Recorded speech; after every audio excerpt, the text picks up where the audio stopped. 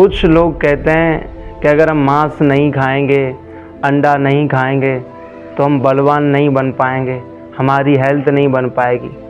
लोग अब यही कहते हैं कि मांस खाने से, अंडा खाने से या किसी जीव की हत्या करने से बॉडी बन जाती है, हेल्थ बन जाती है, मसल्स ग्रो हो जाता है। गलत है भाई, ये बिल्कुल अधर्म है।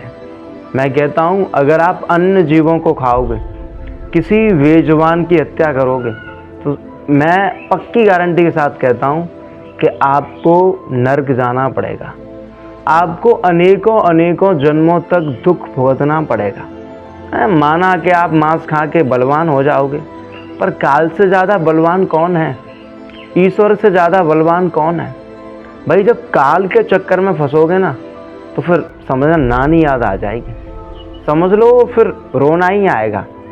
और आज के युवा या आज का कोई भी व्यक्ति, प्राणी इतना निर्दयी कैसे हो सकता है, इतना क्रूर कैसे हो सकता है कि बॉडी बनाने के लिए या बलवान होने के लिए किसी जीव की हत्या कर दो, किसी बेजुबान जीव को खा लो।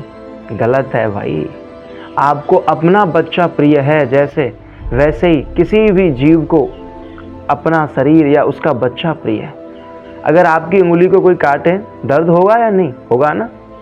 आपके कांटा लग जाए, आप चिल्लाते हो, चीखते हो, रोते हो, डॉक्टर के पास जाते हो, ट्रीटमेंट लेते हो। लेकिन आप इतने निर्दयी कैसे बन जाते हो कि अन्य जीवों को खा लेते हो? अगर मछली नहीं बोल पाती तो क्या हुआ भाई? मुर्गा, बकरा या कोई भी जीव जंतु नहीं बोल पाता तो क्या हुआ?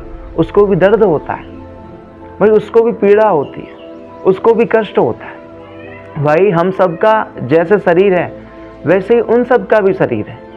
इसलिए मेरा हर युवा से, हर मानव से यही कहना है, भले ही भूखे मर जाना, भले ही नमक से रोटी खा लेना, लेकिन किसी जीव की हत्या मत करना, किसी बेजुबान जीव को मत खाना। और वैसे भी अगर आप अन्य जीवों की हत्या करते हैं या अन्य जीवों को खाते हैं, तो फिर आपके अंदर जो सुख, शांति, आनंद है ना, वो नहीं होगा।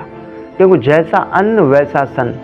भाई मांस खाना, अंडा खाना, किसी बेजुबान को खाना, ये राक्षसी भोजन है। इसको राक्षस ही खाते हैं, मानव नहीं खाते।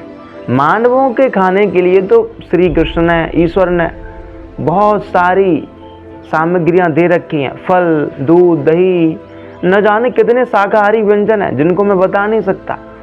लेकिन फिर भी कुछ दुष्ट, कुछ राक्षस, कुछ अधर्मी मांस को खा रहे। खाओ भाई, नरक भी है आपके लिए भाई। भगवान से तो नहीं बच पाओगे हैं? अगर हम समझा रहे हैं तो हो सकता है नहीं समझ में आए, हमें तुम गलत जवाब भी दे दो, लेकिन ईश्वर से बच के निकल पाना यह संभव नहीं है। स्पष्ट कह रहा हूँ, काल से नहीं बचोगे, मांस खाओगे, दुर्गति निश्चित है।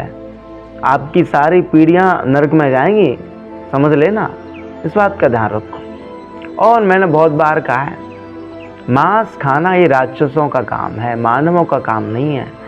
मानव तो शाकाहारी व्यंजन को ग्रहण करते हैं, इसलिए जीवन में लाए तो इसको धर्म से जोड़ो, अधर्म से नहीं। मांस मत खाओ, किसी बेजुबान की हत्या मत करो। और जो लोग मांस खाते हैं वो कैसे कहते हैं पता है? अरे भाई हम तो खा रहे हैं, काट तो नहीं रहे ना हम, जो काट रहा है वो पापी है। काटने वाला कहता है भाई मैं तो नौकरी कर रहा हूँ, मेरा मालिक पापी है।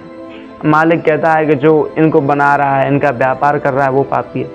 मैं कहता हूँ, और सारे शास्त्र कहते हैं कि जो कोई मांस को काटता है, मांस को बेचता है, और जो कोई भी इसका व्यापार करता है, जो कोई भी इसको परोसता है, जो कोई भी जीव जंतुओं से या मांस से संबंधित है, वो सब पापी हैं, वो सब नरक के जाने के लायक हैं। तो फिर समझ जाओ तो बढ़िया रहोगे, वरना नरक भी है, काल भी है। इसलिए हर हाल में मरना पसंद कर लेना, लेकिन किसी जीव को मत खाना, किसी जीव का अंडा मत खाना। राधे राधे।